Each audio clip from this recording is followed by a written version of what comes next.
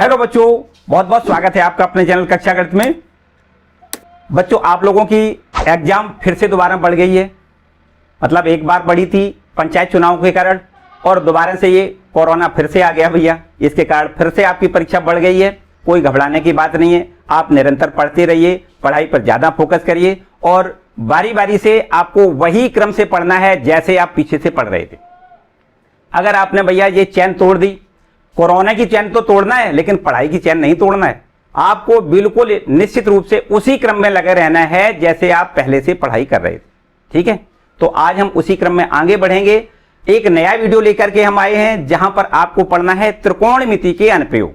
मतलब त्रिकोणमिति का आपका पिछला हमने लेक्चर जो खत्म कराया था उसमें त्रिकोणमिति से सारे इंपॉर्टेंट प्रश्नों को वहां पर खत्म करवा दिया था और उसी क्रम में आगे बढ़ेंगे। आज आपको त्रिकोणमिति के अनुप्रयोग मानी ऊंचाई और दूरी से संबंधित सारे प्रश्नों को हल करना है। तो ऊंचाई और दूरी में कुछ ज्यादा कुछ नहीं है, कोई नया फॉर्मूला नहीं है, केवल दो बातें समझनी है कि उन्नयन कोण क्या होता है, अवनमन कोण क्या होता है। यदि आपने दो बातें समझ ली तो निश्चित रूप से आप उसकी लैंग्वेज को पढ़ते हुए फिगर बना लेंगे और फिगर के अनुसार आपको प्रश्न का हल हो जाएगा। कोई किसी प्रकार की समस्या नहीं है, बिल्कुल आसान प्रश्न होते हैं। तो समझ लें उन्नयन कोण क्या होता है, अवनमन कोण क्या होता है। उन्नयन जैसे उसका नाम है, उन्नयन का मतलब होता है आंख उठा के अगर कोण बनाया जाए तो उन्नयन कोण कहते हैं। जैसे कोई क्षैतिज है, क्षैतिज, और क्षैतिज के ऊपर अगर हम पहुंचे तो निश्चित रूप से ऊपर वाले बिंदु पर, क्षैतिज से ऊपर वाले बिंदु पर जब हम कभी देखेंगे तो जो कोण बनेगा उस कोण को हम उन्नयन कोण कहेंगे। देखो ध्यान से, अगर हम इस प्रकार से देखो, ये क्षैतिज है, यहां पर कोई वस्तु है, ये मान लेते हैं कोई मीनार है या कोई चोटी है, पहाड़ी है, कुछ भी मान लें, ये इस जगह पर, और क्षैतिज के साथ यहां पर हम अगर आंख लगा के, यहां से अगर हम आंख लगा के यहां पर देखें इस तरीके से, तो ये हमारी आंख जो है वो आंख इस बिंदु पर जो कोण बनाएगी वो आपका कोण जो होता है वो कोण आपका क्या कहलाएगा, ये आपका उन्नयन कोण कहलाएगा इस जगह। ठीक, ये कोण आपका क्या कहलाएगा, उन्नयन कोण कहलाएगा। और यदि बाय द वे हम ऊपर हो जाएं और ऊपर से एक क्षैतिज रेखा खींचें और नीचे की ओर देखें, जैसे हम ये माने कि यही आपका एक फिगर इस प्रकार से बना दें, इस जगह पर ये पहाड़ी की ऊंचाई है, चोटी है, या हम ये कहें पेड़ है, पेड़ के ऊपर या कोई मीनार है, उसके सिरे पर अगर हम खड़े हो जाएं और फिर हम क्षैतिज को देखें, क्षैतिज के किसी बिंदु को देखें, क्षैतिज के एक बिंदु को देखना जरूरी नहीं है, कुछ नीचे की ओर देखें, कुल मिला के ये कहना चाह रहे। तो यहां पर अगर हम क्षैतिज रेखा इस प्रकार खींच लें और इस क्षैतिज रेखा के साथ ये नीचे की ओर जो कोण बनेगा उस कोण को अवनमन कहेंगे। क्या कहेंगे, अवनमन कोण। ये कोण है उन्नयन कोण। तो देखो उन्नयन का मतलब आंख उठा के, क्षैतिज के साथ आंख उठा के जो कोण बनता है उसको हम उन्नयन कोण कहते हैं। और अगर नमन का मतलब होता है झुकना, आंख को झुका करके, आंख को नीचे कर करके अगर हम कोई कोण बनाएंगे यहां क्षैतिज के साथ, उस कोण को हम अवनमन कोण कहते हैं। और याद रखिए कि देखो अगर ये वाली बात करी जाए, ये वाली बात देखो, ये और ये दोनों एकांतर कोण होते हैं, ये दोनों आपस में कैसे होते हैं, बराबर होते हैं। तो अब अगर कभी भी अवनमन कोण बन रहा हो तो ये वाला कोण इसके बराबर हमेशा आपको लिखना है। ठीक, अगर ये कोण थीटा है तो निश्चित रूप से ये भी कोण आपका कितना हो जाएगा, थीटा हो जाएगा। ठीक है, तो ये तो आपकी दो बातें बिल्कुल एकदम सिंपल सी बातें हैं, उन्नयन कोण और अवनमन कोण। और इसके बाद जैसा प्रश्न का है हम वैसे ही करेंगे, कुछ नया नहीं करेंगे, आपसे जो पूछा जाएगा उसका हमें आंसर देना। ठीक है, तो चलो स्टार्ट करते हैं। बाकी और कुछ नहीं करना। एक बात और बता दें कि बोर्ड एग्जाम में यहां से एक प्रश्न तो 1 नंबर का आएगा, ठीक है, और एक कोई प्रश्न आपका 4 नंबर का अथवा 6 नंबर का भी आ सकता है। ठीक है, 4 नंबर का तो ये मानो निश्चित रूप से इसमें से आना ही आना है और बिल्कुल आसान है। बस वीडियो को लास्ट तक देखेंगे जिससे सारे इंपॉर्टेंट प्रश्न आपको बिल्कुल एकदम समझ में आ जाएं और आप परीक्षा में निश्चित रूप से उनको हल कर सकें। ठीक है, तो भैया वीडियो को लाइक जरूर कर दें, चैनल पर नए हैं तो चैनल को सब्सक्राइब कर लें और देखते हैं सारे इंपॉर्टेंट प्रश्नों। आप देखिए स्क्रीन पर 2 सवाल हैं। पहला सवाल जो कि 1 नंबर का आएगा, केवल 1 नंबर का। देखिए क्या है सवाल, लिखा है एक मीनार की ऊंचाई 20 मीटर है, जमीन पर बनने वाली उसकी छाया की लंबाई 20√3 मीटर है, सूर्य का उन्नयन कोण बताइए। देखो सवाल में जो भी दिया जाए बहुत तसल्ली से आपको पढ़ना है और फिर पढ़ने के बाद उसी के अनुरूप, जैसा प्रश्न कह रहा है उसी के अनुरूप आपको फिगर बनाना है और फिर इसके बाद में जो पूछा गया है उसके लिए हमें कवायद करनी है कि कैसे इसका हमें हल मिले। देखो ध्यान दें, एक मीनार की ऊंचाई 20 मीटर है, तो आप निश्चित रूप से ऐसे कह सकते हो जमीन पर ही कोई मीनार खड़ी होगी। तो ये तो जमीन मान ली हमने और इस पर ये मीनार हमने खड़ी कर दी, 20 मीटर है। कभी भी आपको कोई ऊंचाई बनानी है तो याद रखिए हमेशा 90 अंश का कोण बनाते हुए बनाएंगे आप, ठीक है। जैसे पेड़ कभी खड़ा है या कोई मीनार खड़ी है या कोई चोटी है, मीनार पर्वत की चोटी है, कुछ भी आप माने, किसी ऊंचाई की बात करेंगे तो वो हमेशा ऊर्ध्वाधर ऊंचाई ही आप माना करेंगे, ठीक। तो ये 20 मीटर ऊंचाई की मीनार है, इसको हम यहां लिख देते हैं मीनार और इसका नामकरण कर दें एबी मीनार है, ठीक है। 20 मीटर ऊंचाई की एबी मीनार है। फिर इसकी देखो आपको पता ही है कि हम अगर खड़े हैं या कोई पेड़ खड़ा है या कोई मीनार खड़ी है तो उसकी छाया कहां पर बनेगी, जमीन पर बनेगी, सीधी सीधी बात है। अगर कोई सूर्य का छाया पड़ेगी तो छाया कहां पर आएगी, जमीन पर। इसकी छाया जमीन पर पड़ रही है और उस जमीन पर छाया की लंबाई कितनी है, 20√3 मीटर। ये क्या है, ये इसकी छाया है। छाया की लंबाई कितनी है, 20√3 मीटर। अगर ये मीनार की ऊंचाई 20 मीटर है तो छाया की लंबाई कितनी है, 20√3 मीटर है। उस समय उसका कोण, सूर्य का कोण कितना होगा, आपसे ये कोण आपसे पूछा गया है कि यहां से अगर कहीं ऊंचाई पर यहां सूर्य है और सूर्य का उन्नयन कोण आपसे पूछा गया, ये मान लेते हैं थोड़ी देर के लिए ये आपका सूर्य है। इस सूर्य का उन्नयन कोण यहां से कितना है आपको ज्ञात करना है, ये थीटा का मान आपको ज्ञात करना है। ए बी यहां पर हम सी बिंदु डाल देते हैं, ठीक। तो ये सूर्य का जो उन्नयन कोण बन रहा है वो हमसे पूछा गया है, जबकि मीनार की ऊंचाई 20 मीटर है और उसकी छाया है 20√3 मीटर। बिल्कुल एकदम आसान बात। बताओ इस भुजा को, देखो कभी भी कोण जहां बनता है कोण के सामने वाली भुजा लंब होती है, सीधी सीधी बात है। और ये अगर लंब है और ये क्या है, ये आधार है, सीधी सीधी बात। और 90 अंश के सामने वाली भुजा को हम कर्ण कहते हैं। ये तो आपको हर प्रश्न में याद रखना है कि कौन सी भुजा लंब है, कौन सी भुजा आधार और कौन सी भुजा कर्ण, ठीक है। कर्ण हमेशा 90 अंश के सामने वाली भुजा होगी। जिस कोण की माप हमें दी जाए या ज्ञात करनी है उसके सामने वाली भुजा को हम लंब मानेंगे, ये भुजा लंब हो जाएगी और ये अपनी एक तीसरी भुजा बची उसको आधार मानेंगे, ठीक। तो अब आपको ध्यान से समझना है कि ये भुजा लंब है और ये भुजा आधार है और लंब और आधार में हमेशा याद रखिए टेन और कोट में संबंध होता है। तो आप टेन लगा दें तो भी सही है, कोट लगा दें तो भी सही है, दोनों में से कुछ भी अप्लाई कर सकते हैं, कोई भी निष्पत्ति अप्लाई कर सकते हैं, आंसर आपका आ जाएगा।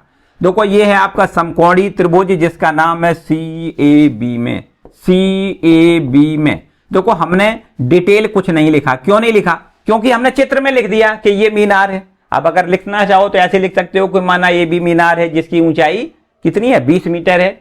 CA इसकी छाया है और इसकी लंबाई 20√3 मीटर है। हमने लिखा इसलिए नहीं क्योंकि यहां लिख दिया ये छाया है, ये इसकी मीनार की ऊंचाई है, सीधा सीधा सब कुछ लिख दिया हमने। और ये कोण थीटा जो कि हमसे पूछा गया है। तो इस वाले में हमें क्या देखो बताया हमने, हमें लिखना है tan थीटा का मान और tan बराबर सूत्र होता है लंब बटे आधार। और लंब कितना है देखो AB और आधार कितना है CA, लंब बटे आधार, ठीक है ना। तो tan थीटा का मान हमें ज्ञात करना है और बराबर AB भुजा हमें 20 दी गई है, बटे में CA भुजा हमें 20√3 दी गई है। तो 20 से 20 आप कैंसिल कर सकते हो, 1/√3 tan थीटा का मान आ गया। अब बताओ भैया tan थीटा का मान 1/√3 कहां पर होता है, आपको पता है tan 30 पर होता है। कितना होता है, tan 30। तो यहां से थीटा की वैल्यू कैलकुलेट करोगे कितनी, थीटा बराबर 30 अंश, ठीक है। तो सूर्य का उन्नयन कोण आपको कितना लिखना है, 30 अंश होगा।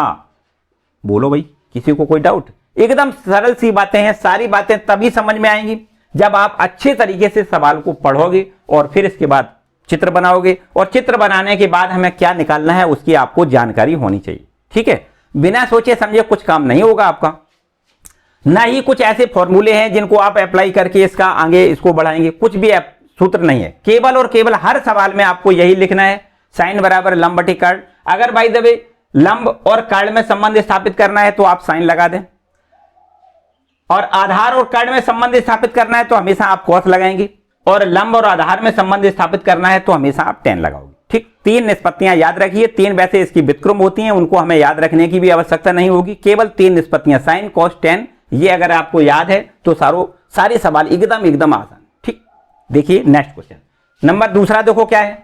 तो अब देखते हैं क्वेश्चन नंबर दूसरा। लिखा है किसी मीनार के आधार से A और B दूरी पर स्थित दो, देखो ध्यान दें यहां पर A स्मॉल बनाना है, A दूरी है ये और ये आपकी B दूरी है। आधार से ए और बी दूरी पर स्थित एक ही सरल रेखा में स्थित दो बिंदुओं पी और क्यू से देखने पर मीनार के ऊपरी सिरे के उन्नयन कोण कोटिपूरक हैं। सिद्ध करिए कि मीनार की ऊंचाई अंडर रूट ए बी है। देखो एक बात और समझें, कोटपूरक क्या होता है? कोटपूरक ऐसे दो कोण जिनका योगफल 90 अंश होता है कोटपूरक कोण कहलाते हैं। जैसे आपसे कोई पूछे कि 30 अंश का कोटपूरक बताएं, तो 30 अंश का कोटपूरक आप कैसे बताओगे? 90 में से 30 घटा दें, कितना बचेगा? 60 बचेगा। तो 30 अंश का कोटपूरक कोण 60 अंश होगा। ठीक। 45 अंश का कोटपूरक 90 में से 45 घटाएं, 45 बचेगा। तो 90 अंश का कोटपूरक कोण 45 अंश ही होगा। 45 का कोटपूरक 45 अंश ही होगा। मतलब 90 में से आपको घटाना है। यहां पर देखिए लिखा है आपके पास एक, देखो हम चित्र बना दें, एक मीनार है जो कि आपको बिल्कुल ठीक ऊर्ध्वाधर बनानी है। आपको याद रखना है, हमने बताया कि कोई भी इबारत या मीनार या पेड़ जो भी खड़ा करना है क्षैतिज के साथ 90 डिग्री पर खड़ा करना है। ठीक है। तो ये आपकी कोई मीनार है, इसमें लिखा है आधार से ए और बी दूरी पर स्थित एक सरल रेखा में। देखो ये आधार है, आधार से ए दूरी पर तो एक बिंदु यहां पर मान लें, ये है आपका बिंदु, और इसी आधार से बी दूरी पर एक कोई दूसरा बिंदु है। इस पर देखो कौन कौन से वो बिंदु है, लिखा है स्थित दो बिंदुओं पी और क्यू से। ये बिंदु पी है, ये बिंदु क्यू है। ठीक है। से देखने पर मीनार के ऊपरी सिरे के उन्नयन कोण कोटपूरक हैं। देखो यहां से देखा गया है, ये कहां पर बिंदु है? आधार से ए दूरी पर, आधार से बी दूरी पर ये देखो क्यू बिंदु है, और इन दोनों बिंदुओं से कहां देखा जा रहा है? मीनार के ऊपरी सिरे को देखा जा रहा है। तो यहां से मीनार के ऊपरी सिरे को देखा, देखो ये देखो, देख लिया। ठीक है ना। तो यहां पर कोण बना ये थीटा, और यहां से अगर मीनार के ऊपरी सिरे को देखा तो उन्नयन कोण देखो ये बना। इस कोण को कितना लिखोगे आप? 90 ऋण थीटा। क्यों लिखोगे? प्रश्न कह रहा है कि यहां से देखने पर जो कोण बनता है और यहां से देखने पर जो कोण बनते हैं वे दोनों कोण एक दूसरे के कोटपूरक हैं। तो अगर ये कोण थीटा है तो ये 90 ऋण थीटा हो जाएगा, या ये कहें कि ये आपका कोण थीटा है तो ये 90 ऋण थीटा हो जाएगा, क्योंकि ये दोनों का योगफल हमें 90 चाहिए। कोटपूरक का मतलब क्या हमने बताया कि दोनों का योगफल यदि 90 अंश होता है, ऐसे दो कोण जिनका योगफल 90 अंश होता है एक दूसरे के कोटपूरक कोण कहलाते हैं। तो यहां पर अगर इसको थीटा मान लें तो ये 90 ऋण थीटा हो जाएगा, यदि इसको थीटा मान लें तो ये 90 ऋण थीटा हो जाएगा। ठीक है ना। अब आपसे पूछा गया है कि आप बताएं, सिद्ध करके दिखाओ कि मीनार की ऊंचाई अंडर रूट ए बी होगी। तो मान लेते हैं ये तो देखो मीनार है, ये मीनार है और इसकी ऊंचाई है जो कि हमसे सिद्ध करवाई गई है। यहां पर सिद्ध करके हमें दिखाना है, सिद्ध करना है h बराबर अंडर रूट ए बी। मतलब मीनार की ऊंचाई हमने h मानी है, तो वो h बराबर हमें काई के बराबर सिद्ध करके दिखानी है? अंडर रूट ए बी के बराबर। मीनार की ऊंचाई अंडर रूट ए बी है, ये सिद्ध करके दिखाना है। तो अब आपके पास एक मीनार जो हमने बनाई है उसका भी हम नामकरण कर देते हैं, ए और यहां पर बी डाल दें। ठीक। ये मीनार है, तो फिर से पूरा चित्र समझें। ए बी मीनार है जिसकी ऊंचाई h हमने मानी है, जिसकी ऊंचाई h का मान हमें अंडर रूट ए बी के बराबर सिद्ध करना है। जबकि इस मीनार के आधार a से a दूरी पर p बिंदु है, इस आधार a से b दूरी पर, यहां से यहां तक b दूरी पर बिंदु q है। इन दोनों बिंदुओं से मीनार के ऊपरी सिरे को जब देखा जा रहा है तो ये दोनों कोण एक दूसरे के कैसे हैं? कोटपूरक हैं। सिद्ध करना है मीनार की ऊंचाई अंडर रूट ए बी है। चित्र शायद समझ में आ गया होगा बिल्कुल। अब आपको प्रश्न लगाने का तरीका होना चाहिए। देखो पहले इस वाले त्रिभुज की बात करते हैं। देखो ध्यान दें, बी ए पी में, समकोणीय त्रिभुज बी ए पी में, इस वाले त्रिभुज में देखें, आपको अभी हमने बताया कि लंब और आधार में हमेशा और हमेशा tan संबंध होता है। लंब में आधार में हमेशा tan लगाओगे आप, तो ये लंब पता है, आधार पता है, तो लंब और आधार में हमने बताया कि आपको लिखना है tan थीटा। आप लिख दें tan थीटा बराबर लंब बटे आधार। लंब कितना है? BA, आधार कितना है? PA। tan थीटा बराबर आपको यहां लिखना है h, और ये आपका है a। देखो इसको हमने h माना है, इसको हमने a सवाल में दिया गया है, तो h बटे a हो जाएगा tan थीटा का मान, और इस पर आप एक कुछ नंबर डाल दें और यहीं छोड़ दें। इसके बाद देखो BAQ में, समकोणीय त्रिभुज BAQ में, इस वाले त्रिभुज में देखें। अब आप ये कहोगे कि सर ये पूरा क्यों लिया, इतना ही ले लेते, इससे काम चल जाता। भैया नहीं चलेगा। क्यों? क्योंकि हमेशा ये sine theta, cos theta, tan theta की जो निष्पत्तियां हैं उनका मान हमेशा समकोणीय त्रिभुज के अंतर्गत ही लेना है। समकोणीय त्रिभुज के लिए ही सत्य होता है कि sin थीटा का मान लंब बटे कर्ण के बराबर होता है, cos थीटा का मान आधार बटे कर्ण के बराबर होता है और tan थीटा का मान लंब बटे आधार के बराबर होता है। ये केवल तभी होता है जब समकोणीय त्रिभुज होना चाहिए। ये त्रिभुज तो समकोणीय है नहीं, ये 90 का कोण नहीं है, इसलिए समकोणीय नहीं है। तो ये पूरा त्रिभुज आपको लेना है BAQ में। इसमें आपको लिखना है, देखो कोण कितना है आपके पास, कोण है tan 90 ऋण थीटा लिख दें, क्योंकि कोण आपका 90 ऋण थीटा है। तो tan 90 ऋण थीटा बराबर लंब बटे आधार, लंब है BA और बटे में आधार है QA। अब बताओ tan 90 ऋण थीटा बराबर तो cot थीटा होता है, आप यहां cot थीटा लिख सकते हो। और ये पूरी माप है आपकी H और बटे में यहां से यहां तक पूरी माप आपकी B है, तो इसको B लिख दें और इस पर समीकरण का नंबर एक दूसरा नंबर डाल दें 2। ठीक, अब इन दोनों की मदद से हमें H बराबर √AB सिद्ध करना है। देखो बिल्कुल एकदम आसान है। काम एक करते हैं, समीकरण 1 और 2 का आपस में मल्टीपल कर दें, समीकरण 1 और 2 का आपस में क्या कर दें, गुणा कर दें। देखो ध्यान दें, ये है tan थीटा, ये क्या है tan थीटा, और इसमें गुणा कर दें काय का, cot थीटा का। और इसी प्रकार यहां है H बटे में A और यहां गुणा काय का कर दें H बटे B का। ठीक है, अब आपको पता होना चाहिए कि tan थीटा जो है वो तो ठीक है, cot थीटा का मान tan का व्युत्क्रम होता है, तो आप cot थीटा का मान 1 बटे tan थीटा लिख सकते हो। ये tan से tan कैंसिल हो जाएगा, बराबर में h स्क्वायर बटे में कितना AB। ठीक है, अगर क्रॉस मल्टीपल कर दें तो ये h स्क्वायर बराबर हो जाएगा AB। तो अब बताओ h बराबर कितना हो जाएगा, √AB। ठीक है, ये आपको सिद्ध करना है। देखो इस मीनार की ऊंचाई कितनी होनी चाहिए, √AB। बहुत बार पूछा गया, बहुत इंपॉर्टेंट प्रश्न है, कभी कभी 2 नंबर में, लेकिन 4 नंबर में बहुत बार पूछा। ठीक है, तो आपको बहुत अच्छे से समझना है। Question number 2। ठीक है, चलिए नेक्स्ट देखते हैं।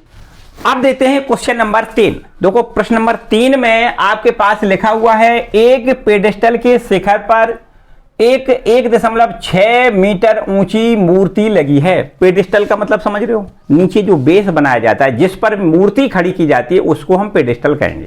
देखो इस प्रकार से ये मान लेते हैं कोई आपका ये मूर्ति खड़ा करने के लिए यहां पर बेस बनाया गया है। आपने देखा होगा जो भी स्टैचू बनाए जाते हैं उनको जमीन पर खड़ा नहीं करते हैं, पहले एक बेस बना लेते हैं जिसको पेडेस्टल कहेंगे, और उस पर हमने क्या किया, यहां पर एक मूर्ति खड़ी कर दी, ये मूर्ति खड़ी कर दी, ये मूर्ति हो गई। इस मूर्ति की ऊंचाई देखो प्रश्न में कितनी दी गई है, मूर्ति की ऊंचाई है 1.5 मीटर। देखो ध्यान दें, ये मूर्ति है जो 1.6 मीटर, 1.6 मीटर ऊंची ये मूर्ति है।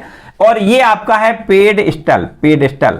ठीक है, ये पेडेस्टल है। इसकी ऊंचाई हमें प्रश्न में देखो पूछी गई है, पेडेस्टल की क्या ऊंचाई है, जबकि मूर्ति की ऊंचाई दी गई है 1.6 मीटर। अब देखो कोण कहां से बन रहा है, देखो आगे, भूमि के एक बिंदु से मूर्ति के शिखर का उन्नयन कोण 60 अंश है। देखो ध्यान दें, ये आपकी भूमि पर तो पेडेस्टल खड़ा करेंगे, और इसके भूमि के किसी बिंदु से, इस बिंदु से मूर्ति के शिखर का कोण कितना है, 60 अंश है। देखो ये कोण 60 अंश है। ठीक है, ये कोण कितना है, 60 अंश है। शिखर पर बनाना, मूर्ति के शिखर को इस बिंदु से मिलाना है, यहां से मूर्ति के शिखर को देखा जा रहा है, तो कोण कितना है, 60 अंश है। और इसके बाद सवाल कह रहा है उसी बिंदु से, यहीं से मूर्ति के शिखर को देखा जा रहा है तो 60 अंश का है, और उसी बिंदु से अगर ये पेडेस्टल के शिखर को देखा जा रहा है, ये पेडेस्टल है, पेडेस्टल के शिखर को देखा जा रहा है, तब कोण देखो ये बन गया, ये कोण बन गया। ये कोण कितना है, प्रश्न कह रहा है ये कोण 45 अंश है। पेडेस्टल के शिखर का कोण कितना है, 45 अंश है। प्रश्न जैसा जैसा कहे हम वैसा ही काम करेंगे, अपने तरफ से कुछ भी नहीं करेंगे। अगर जरा भी आपने अपने तरफ से कर दिया प्रश्न हल नहीं होगा। ठीक है, तो बस प्रश्न जैसा कहता रहे हम वैसा ही करेंगे। एक बार फिर से पूरा समझ लें, ये आपका पेडेस्टल है, ये इसके ऊपर मूर्ति लगी है 1.6 मीटर ऊंचाई की, क्षैतिज भूमि के किसी बिंदु से मूर्ति के शिखर को देखा जाता है तो 60 अंश का कोण बनता है, और इसी बिंदु से अगर पेडेस्टल के शिखर को देखा जाता है तो 45 अंश का कोण बनता है। आपसे पूछा गया है पेडेस्टल की ऊंचाई कितनी है, ये पेडेस्टल है, इसकी ऊंचाई हमने h मान ली जो कि हमें ज्ञात करनी है। ठीक, क्लियर हो गया। अब इस पर हम नामकरण कर देते हैं। देखो AB आपका ये पेडेस्टल है मान लेते हैं, और BC आपकी ये मूर्ति है, और इस पर यहां कोई D बिंदु मान लेते हैं, क्षैतिज पर भूमि पर स्थित कोई बिंदु D है। ठीक, अब आपके पास क्या प्रश्न में पूछा गया है, H का मान पूछा गया है। ठीक है, यहां पर हमें आधार पता नहीं है, अगर हम चाहें तो आधार को कुछ लिख सकते हैं और ना लिखें तो कोई समस्या वाली बात नहीं, और लिखना चाहो तो x मान लो, ठीक है। इसके बाद देखो इस वाले समकोणी त्रिभुज की बात करें। देखो ध्यान दें, हमने आपको बताया कि यहां पर भाषा लिखने की आवश्यकता बहुत ज्यादा नहीं है, समझने की आवश्यकता है। यहां पर हम लिख सकते हैं कि माना ए बी पेडिस्टल है जिसकी ऊंचाई h है, BC मूर्ति है जिसकी ऊंचाई 1.6 मीटर प्रश्न के अनुसार दी गई है। क्षैतिज तल पर कोई बिंदु D है जिससे बिंदु मूर्ति के शिखर का उन्नयन कोण 60 अंश है तथा पेडिस्टल के शिखर का उन्नयन कोण 45 अंश है। अगर इतना लिखना चाहो आप लिख सकते हो, ना लिखना चाहो तो हमने तो चित्र में सब कुछ लिख दिया है कि भैया ये पेडिस्टल है, ये मूर्ति है और इस बिंदु से 60 अंश का कोण बना है और यहीं से इसी बिंदु से ये पेडिस्टल के शिखर का कोण 45 अंश बना है। अगर कुछ ना लिखना चाहो तो चलेगा, ठीक, लेकिन इस पर ये जरूर लिखना है कि ये पेडिस्टल है, ये मूर्ति है, ये सब कुछ लिखना है, ठीक है। तो समकोणी त्रिभुज DAB की बात करते हैं। DAB में इस वाले समकोणी त्रिभुज में देखो हमने आपको बताया कि ये लंब है और ये आधार है, तो हमेशा आप 10 लगाएं।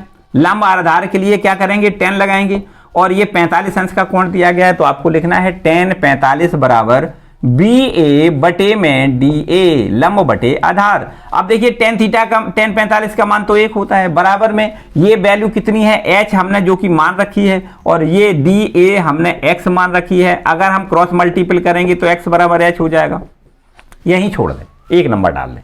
इसके बाद DAC वाला पूरा समकोणी त्रिभुज लेंगे। समकोणी त्रिभुज DAC में इस वाले समकोणी त्रिभुज में पूरा कोण कितना है, 60 अंश है, तो आपको लिखना है tan 60 बराबर लंब बटे आधार। लंब पूरा कितना है CA और बटे में आधार कितना है DA। बोलो भाई यहां तक ठीक है।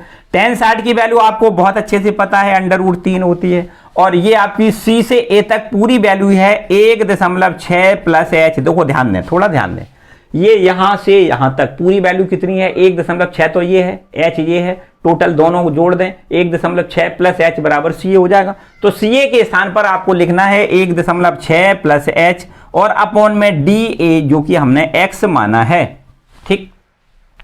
अब x बराबर h रख दें, हमने पहले वाले इस इक्वेशन से सिद्ध कर लिया है कि x का मान h के बराबर है, तो x बराबर h लिख दें तो ये आपका हो जाएगा √3 बराबर 1.6 प्लस में h और बटे में x का मान कितना लिख दें h के बराबर, ठीक।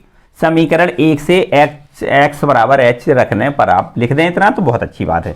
और इसके बाद यहां क्रॉस मल्टीपल कर दें तो √3 इंटू h बराबर में 1.6 प्लस में h और बस h का मान निकालना है, तो h को तो इधर ले आओ, तो h को इधर ले आने से आपके पास कितना मिलेगा, √3 माइनस में 1 इंटू h कॉमन हो जाएगा 1.6 लिख दें।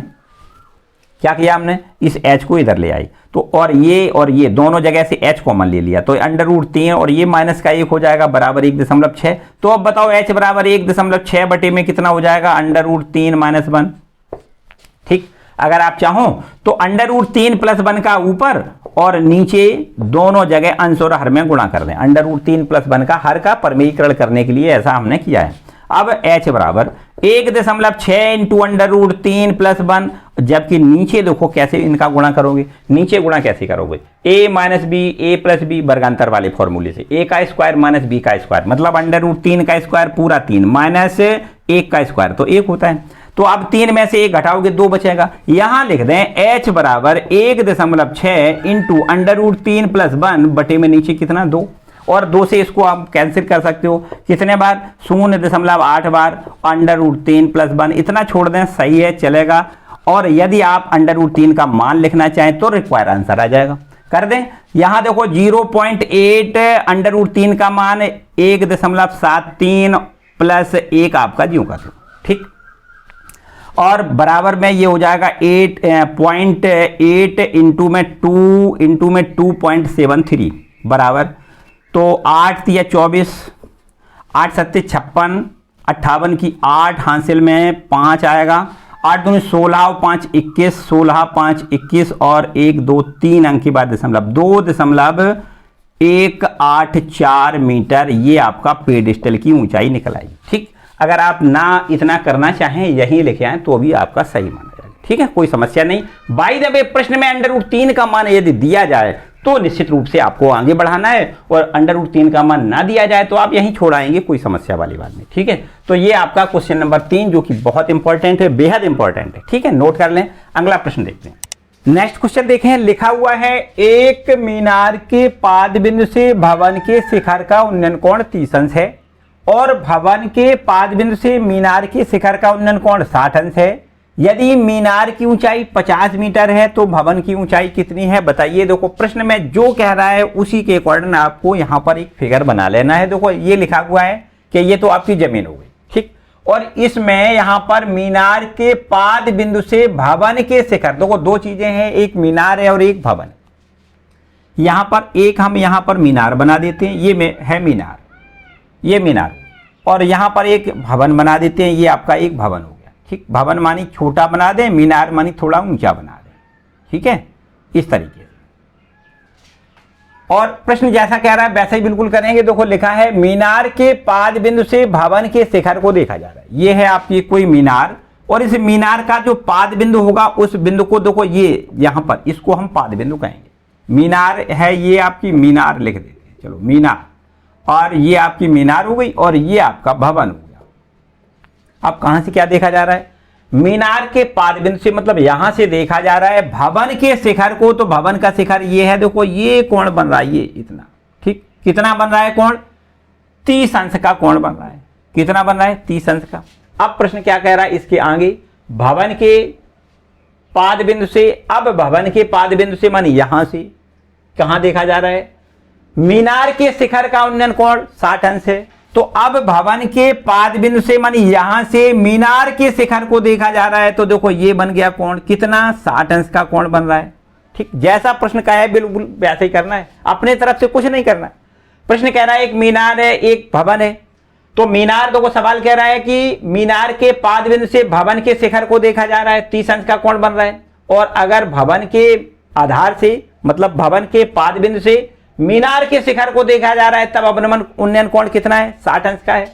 आगे सवाल में क्या कह रहा है, यदि मीनार की ऊंचाई 50 मीटर है, ये है मीनार, इसकी ऊंचाई प्रश्न में 50 मीटर दी गई है। कितनी है, 50 मीटर। ये पूरी यहां से यहां तक 50 मीटर है और आपसे पूछा गया है आप बताइए भवन की ऊंचाई कितनी है। तो भवन ये है, इसकी ऊंचाई हम h मान लेते हैं जो कि हमसे पूछी गई है। इस पर हम नाम दे दें AB आपका ये मीनार है, CD आपका ये भवन है और CD बराबर हमने h मान लिया, मतलब भवन की ऊंचाई हमने h मान ली जो कि हमसे पूछी गई है। सीधा सीधा है। अब अगर ये यहां पर हमने बताया कि अगर आप भाषा रूप में कुछ इसको लिखना चाहो, जो इसकी रचना है, इस चित्र की जो रचना है उसको लिखना चाहो तो इस प्रकार लिख सकते हो कि माना AB मीनार है। हमने बताया कि अगर आप चित्र में लिख दें तो फिर यहाँ भाषा लिखने की बहुत ज़्यादा आवश्यकता नहीं है, और नहीं तो आप लिखना चाहो तो इस प्रकार शॉर्ट में लिख दो, माना AB मीनार है तथा CD भवन है। CD क्या है, भवन है, जिसकी ऊंचाई हमने कितनी मानी है, जिसकी ऊंचाई अर्थात CD बराबर हमने h मान रखी है जो कि हमसे प्रश्न में पूछी गई है। ठीक है, अब इसके बाद यहां पर आते हैं एक आपका देखो ये समकोणी त्रिभुज ABC, इस वाले समकोणी त्रिभुज की बात कर रहे हैं। सबसे पहले इस वाले समकोणी त्रिभुज की बात करें तो समकोणी त्रिभुज ABC में, इसमें आप ध्यान से देखें, इस वाले में यहां पर हमने बताया ये तो 90 का कोण है ये, और ये आपका कितना है, 60 अंश का कोण है, और 60 अंश के ठीक सामने वाली भुजा को हम लंब कहेंगे। हमने कहा था कि जो न्यून कोण बनेगा उसके सामने वाली भुजा को हम लंब कहते हैं। ये लंब है, ये आधार हो जाएगा। तो लंब और आधार में सीधा सीधा संबंध हमें पता है, tan लगता है। तो यहां लिख देते हैं tan 60 बराबर लंब बटे आधार। लंब कितना है AB, आधार कितना है BC। यहाँ tan 60 की वैल्यू हम लिख दें √3 और बराबर में AB की वैल्यू हम लिख देते हैं 50 बटे में BC की वैल्यू हम यहाँ पर ज्ञात करेंगे। ठीक, तो अगर हम ये कहें कि BC की वैल्यू x है तो कोई बात नहीं, x लिख देते हैं, या BC बराबर x लिख दें। ठीक, x की वैल्यू ज्ञात हो जाएगी। तो अगर हम क्रॉस मल्टीपल कर दें तो ये हो जाएगा x × √3 बराबर में 50। तो x बराबर कितना हो जाएगा, 50 बटे √3। इस पर आप एक नंबर डाल दें, इतना ठीक है। इसके बाद आते हैं BCD वाले समकोणी त्रिभुज की बात करें। समकोणी त्रिभुज BCD में, इस वाले समकोणी त्रिभुज में देखें तो इस वाले समकोणी त्रिभुज में देखना है कोण कितना है, 30 अंश का है। इसको हम क्या कहेंगे, लंब कहेंगे, इसको क्या कहेंगे, आधार। और लंब और आधार में वही संबंध जो अभी हमने बताया, tan लगा दें। तो आपको लिखना है tan 30 बराबर लंब बटे आधार, लंब है CD बटे में आधार है BC। tan 30 का मान 1/√3 होता है, बराबर का निशान लगाओ। CD की वैल्यू देखो h लिखनी है, बटे में BC का मान x है, और x का मान हमने यहां से निकाला, वही रख दें। ठीक है, तो यहां पर हम x का मान जब रखेंगे तो ये सवाल हमारा इस प्रकार से बदल के हो जाएगा, 1/√3 बराबर में h बटे में x, और x का मान कितना, 50 बटे में √3। ठीक है, अब देखिए यहां पर √3 तो ये ऊपर पहुंच जाएगा, तो 1/√3 अपना ज्यों का त्यों, बराबर में √3 इंटू में h, और बराबर में कितना लिख दें, 50। ठीक, अब यहां पर देखो हम क्रॉस मल्टीपल करें, √3 से √3 का मल्टीपल पूरा 3 इंटू h बराबर में 50। तो बताओ h बराबर कितना हो जाएगा, 50/3।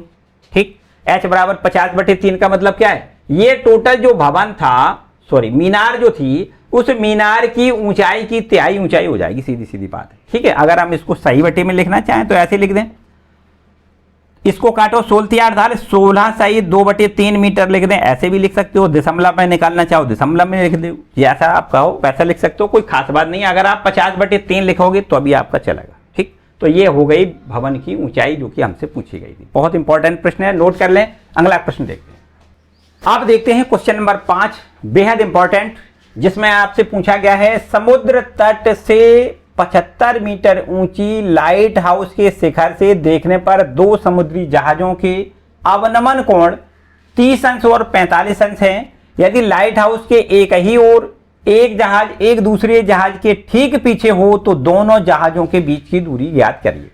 जहाज मतलब शिप।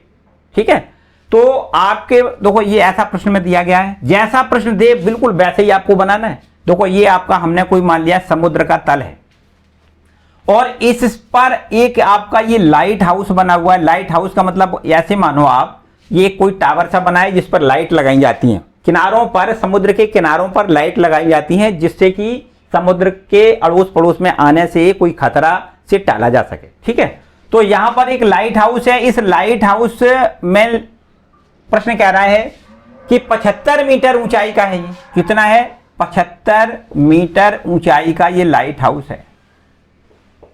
ठीक है, ये आपका लाइट हाउस इसमें 75 मीटर की ऊंचाई पर है जी। और सवाल में लिखा है इसके शिखर से देखने पर, यहां से देखने पर, यहां पर कोई व्यक्ति है यहां। ठीक है, इस लाइट हाउस के ऊपर एक चौकी सी बना दी जाती है, उसमें कोई व्यक्ति खड़ा हुआ है, और उस व्यक्ति ने क्या देखा कि जहाजों, देखो लिखा है देखने पर दो समुद्री जहाजों के अवनमन कोण 35 अंश और 45 अंश बन रहे हैं। मतलब समुद्र ये है और इसमें दो जहाज एक दूसरे के ठीक पीछे है, देखो ये इस तरीके। ठीक है, और ऊपर से ये यहां से कोई व्यक्ति इन जहाजों को देख रहा है। पहले जहाज को देखा, ये देखो कोण अवनमन कोण बना, इसको देखा, एक ये अवनमन कोण बना। तो प्रश्न कहता है ये दोनों कोण आपस में कैसे कैसे बने हैं, 30 अंश का और 45 अंश के कोण बन रहे हैं।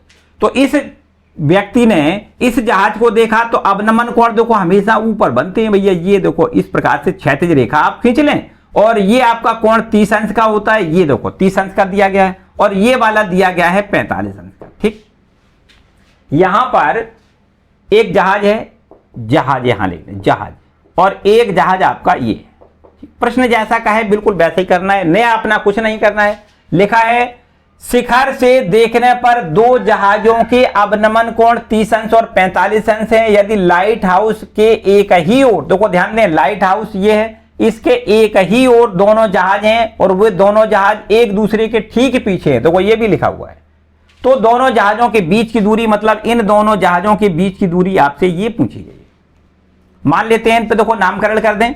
यहां से ये इस बिंदु से मानी लाइट हाउस के ऊपर से इस जहाज को देखा गया, तो ये 30 अंश का कोण है, तो ये भी आपको 30 लिखना है, क्योंकि एकांतर कोण बराबर होते हैं। ये 45 का कोण है, तो ये भी कोण आपका 45 हो जाएगा। इस पर हम नामकरण इस प्रकार कर दें ए बी, ये आपका ए बी लाइट हाउस है, और एक सी बिंदु पर जहाज है और एक डी बिंदु पर जहाज है। इन दोनों जहाजों के बीच की दूरी आपसे पूछी गई है, तो यहां मान लेते हैं दोनों जहाजों के बीच की दूरी x है, जो कि आपसे पूछी गई है। तो ये CD बराबर हमने x मान लिया, ये इसका मान हमें ज्ञात करना है। ठीक है, तो आपका चित्र देखो ये पूरा क्लियर हो गया। अब आपको इसका हल कैसे करना है, मतलब ये दूरी कैसे ज्ञात करनी है, उसके लिए सबसे पहले आप ये वाला ट्रायंगल लें। कौन सा? ABD, जिसमें ये हमें पता नहीं है, इसको हम कुछ दूरी मान लेते हैं बाई, क्योंकि यहां हमने x मान रखी है तो इसको हम बाई मान लें। अब हम समकोणीय त्रिभुजों को हमने बताया कि आपको यहां पर रचना, चित्र की रचना लिखनी है। छोटी छोटी सी बातें टुकड़ों में तोड़ के आप लिख सकते हो, जैसे जैसे हमने बनाया आपको लिखना है। AB लाइट हाउस है, इसको क्या लिख दें? Light house. Light house 75 metre ऊंचाई का AB लाइट हाउस है, तो आपको लिखना है माना AB बराबर 75 मीटर ऊंचाई का लाइट हाउस है, और लिखना है लाइट हाउस के एक ही और दो बिंदु C और D बिंदुओं पर दो जहाज हैं। C और D बिंदुओं पर दो जहाज हैं, और लाइट हाउस के बिंदु A से देखने पर C जहाज का अवनमन कोण 30 अंश है, और D जहाज को देखा तब अवनमन कोण 45 अंश है। अगर इतनी भाषा आप यहां लिख दें तो बहुत अच्छा रहेगा, ठीक है। और वैसे तो हमने पूरा आपका चित्र में तो लिख दिया है। यहां पर हम ABD वाले समकोणीय त्रिभुज की पहले बात कर लेते हैं। ABD में ये आपका देखो ABD ये वाला त्रिभुज है, इस वाले त्रिभुज की बात करेंगे। इसमें लिखा है tan 45 बराबर कितना है? tan 45 बराबर लंब कितना है? AB, आधार कितना है? BD, कितना है? BD। अब tan 45 की वैल्यू 1 और AB का मान लिख दें 75 बटे में BD का मान लिख दें 22, त्रिज्या गुणा कर दें 22 बराबर 75 मीटर, ये आपका 22 की वैल्यू होगी, ठीक। और इसके बाद ABC वाला समकोणीय त्रिभुज को फिर से ले लें। कौन सा? ABC। इस वाले पूरे त्रिभुज में कोण कितने का है? 30 अंश का, तो आपको वही काम यहां भी करना है। tan 30 बराबर लंब बटे आधार, लंब कितना है? AB, आधार कितना है? BC, तो आपको यहां लिखना है AB बटे में BC। tan 30 का मान 1/√3 लिखना है, बराबर AB पूरा है 75 मीटर, आपको 75 लिखना है, बटे में BC दो टुकड़ों में बट गया। ये x है, ये y है, तो x प्लस y, ये BC बराबर पूरा कितना लिखोगे? x प्लस y लिखना है, तो यहां लिख देते हैं x प्लस y, और क्रॉस मल्टीपल कर दोगे तो ये आपका मिल जाएगा x प्लस y बराबर 75 इंटू √3, ठीक है। हमें मान काय का ज्ञात करना है? x का, तो भैया x केवल यहां रखते हैं, और 75 अंडर√3 माइनस का y हो जाएगा, प्लस y उधर ले जाओ माइनस y, और y का मान लिख दें y बराबर 75, देखो हमने यहां से निकाला है, तो लिखना है x बराबर 75 इंटू अंडर√3 माइनस y का मान कितना लिखोगे? y का मान आपको 75 लिखना है, ठीक है, कोई डाउट? अब इन दोनों जगह से आपको x 75 कॉमन लेना है, तो 75 कॉमन मिल सकता है, तो आप यहां लिख दो अंडर√3 माइनस का a, ठीक है। यहीं छोड़ दो, आगे मत बढ़ाओ, क्यों झंझट में पड़ो। अगर अंडर√3 का मान दिया जाए तो आप अंडर√3 का मान 1.732 होता है, यहां लिख दें, एक में से घटा दें, फिर 75 का गुणा कर दें। ना दिया जाए, झंझट खत्म, यही आंसर, ठीक है। क्लियर हो गया? बहुत बेहद इंपॉर्टेंट है, काफी बार पूछा गया। नेक्स्ट क्वेश्चन देखते हैं। आप देखते हैं क्वेश्चन नंबर 6वां, आज का अंतिम प्रश्न, जो कि बहुत बेहद इंपॉर्टेंट है। सवाल में है, एक 60 मीटर ऊंचे भवन के शिखर से देखने पर एक मीनार के शिखर या शीर्ष एक ही बात है, तथा पाद के अवनमन कोण क्रमशः दिए गए हैं कितने? 30 अंश और 60 अंश हो, तो मीनार की ऊंचाई कितनी है बताइए। देखो प्रश्न में कहा गया है 60 मीटर ऊंचे भवन ऊंचाई से देखा गया है, तो निश्चित रूप से नीचे की ओर देखा जाएगा, तभी तो अवनमन कोण बनेगा। प्रश्न में कहा गया है अवनमन कोण दोनों जगह देखो बन रहे हैं। चलिए चित्र हम बनाएंगे। आपको सबसे पहले ये तो बेसिक मतलब जमीन बनाना है, मतलब ये धरातल है समझो। 60 मीटर ऊंचे भवन से देखा जा रहा है, तो यहां पर एक 60 मीटर ऊंचाई का भवन बना दें, और यहां पर कोई व्यक्ति है ऊपर से देख रहा है, ऊपर से, ठीक है। 60 मीटर ऊंचाई का ये आपका भवन है, 60 मीटर ऊंचाई का, इसको हम लिख देते हैं भवन, ठीक है। और इसके शीर्ष से मतलब यहां से देखने पर मीनार के शीर्ष को देखा, मीनार के शीर्ष और उसके पाद के अवनमन कोण 30 अंश और 60 अंश है। यहां पर हम मीनार एक बना देते हैं, ये आपकी छोटी सी बनानी है। क्यों बनानी है छोटी? अगर हम ऊपर बना देंगे तो इसके जब शीर्ष को देखा जाएगा तो उन्नयन कोण बनेगा, यहां तो अवनमन दिया गया, इसका मतलब नीचे की ओर बनाना है, ठीक है। तो छोटा बनाए भाई, तो ये आपका कोई ये है मीनार, ये इसको क्या लिख दें? मीनार। ये आपका भवन है, ये आपका मीनार, ठीक है। ऊंचाई से उसने देखा तो क्या देखा? शीर्ष से देखने पर एक मीनार के शीर्ष को पहले देखा, तो मीनार के शीर्ष को देखा मतलब यहां देखा, देखो अवनमन कोण ये बन गया। कैसे बना? देखो इसको ऐसे डॉट डॉट करके क्षैतिज रेखा खींच दें, अवनमन कोण एक तो ये बन गया, ये कितना बना 30 अंश, और यहीं से मीनार के पाद को देखा, पाद मतलब तली को देखा, तो यहां पर मीनार के पाद को देखने पर देखो ये कोण बना, ये कोण प्रश्न में दिया गया है कितना 60 अंश है, तो ये 60 है भैया, ये 60 हो जाएगा पक्का। और इसी प्रकार बिल्कुल ठीक अगर हम यहां से डॉट डॉट करके कि यहां पर रचना कर दें इस प्रकार से, देखिए इस प्रकार से, तो ये वाला कोण देखो 30 अंश है, तो ये भी 30 हो जाएगा। ठीक है, इतना समझने की बात है, ठीक है ना। अब आपसे क्या पूछा गया है, आपसे पूछा गया है मीनार की ऊंचाई बताइए। ये है मीनार, इसकी ऊंचाई हम h मान लेते हैं जो कि हमसे पूछी गई है। ठीक है भाई, अब आपको देखो बिल्कुल एकदम क्लियर समझ में आ रहा होगा। ए बी ये आपका भवन है, और भवन के शीर्ष बी से देखने पर कहां देखा, मीनार के शीर्ष को देखा, तब अवनमन कोण 30 अंश बना, और यहीं से मीनार के पाद बिंदु को देखा या आधार को देखा, एक ही बात है। तो अगर पाद बिंदु पर देखा, मीनार के पाद बिंदु पर देखा, तो अवनमन कोण कितना बना 60 अंश, तो ये भी 60 हो जाएगा, और यहां से ये 30 है तो ये भी 30 हो जाएगा। बस आपसे पूछा गया है मीनार कितनी ऊंचाई की है, हमने मान लिया मीनार h ऊंचाई की है जो कि हमसे पूछा गया है, यही h का मान हमें निकालना है। अब यहाँ a b और यहाँ c बिंदु डाल दें, यहाँ d डाल दें, और एक और कोई यहाँ पॉइंट e डाल देते। ठीक, अब समझें पूरा बात। अगर हम बी ए डी समकोणी त्रिभुज की बात करें, देखो ये पूरा यहां से यहां तक तो पता है, यहां से यहां तक पूरा पता है। अब इसमें देखो ये 60 अंश है, 60 अंश के सामने वाली भुजा का नाम हमने क्या बताया आपको, न्यून कोण जो दिया जाए उसे सामने वाली भुजा को हमेशा अब लंब मानेंगे, ये आधार हो जाएगा, ये आधार को हम x लिख देते हैं। ठीक, तो इसमें बी ए डी वाली समकोणी त्रिभुज में सबसे पहले आपको समकोणी त्रिभुज बी ए डी में आपको देखना है क्या, tan 60 बराबर लंब बटे आधार, tan 60 बराबर कितना लंब बटे आधार, लंब कितना है ए बी, और बताएं आधार कितना है ए डी। tan 60 का मान √3 बराबर में ए बी का मान तो आपको प्रश्न में 60 दिया गया है, ये भवन है जिसकी ऊंचाई 60 दी गई है, और ए डी हमें पता नहीं है, x मान लिया, x लिख देते हैं, कोई बात नहीं, बस त्रिया गुणा करें x इंटू √3 बराबर 60, या कह सकते हैं x बराबर 60 बटे √3। ठीक है, वैसे तो हम यहाँ कैंसिल करेंगे √3 से, लेकिन ना करें, बाद में कर लेंगे। ठीक, x की वैल्यू ये हमने ज्ञात कर ली। इसके बाद यहां देखो, अगर हम यहां से यहां तक हमने AD को x माना है, तो क्या EC कितनी होगी, ये भी तो x होगी, EC ये भी x हो जाएगी। अगर हमने AD को x माना है तो EC भी तो x हो जाएगी। अब आप इस वाले समकोणी त्रिभुज की बात करें, एक बात और ध्यान से समझो, ये पूरा कितना है, ये 60 है, ये पूरा कितना है, इसको h माना है, तो देखो यहां से यहां तक ये भी तो h हो जाएगा। ठीक, चित्र से समझना है बहुत ध्यान से। ये टोटल हमने h, ये ऊंचाई h मानी है, तो ये देखो ये भी h हो जाएगी, ये पूरी 60 है, 60 में से h कम कर दें तो ये क्या BE की वैल्यू निकल आएगी, BE बराबर हमारे पास हो जाएगी AB से, अगर हम AB माइनस AE कर दें, AE कर दें, पूरी AB है, इसमें से AE घटा दें तो निश्चित रूप से BE बच जाएगी, और AB की माप हमें 60 प्रश्न में दी गई है, और AE की वैल्यू हमने h मान रखी है, तो ये आपकी 60 माइनस h हो जाएगी। कितनी हो जाएगी, ये 60 माइनस h।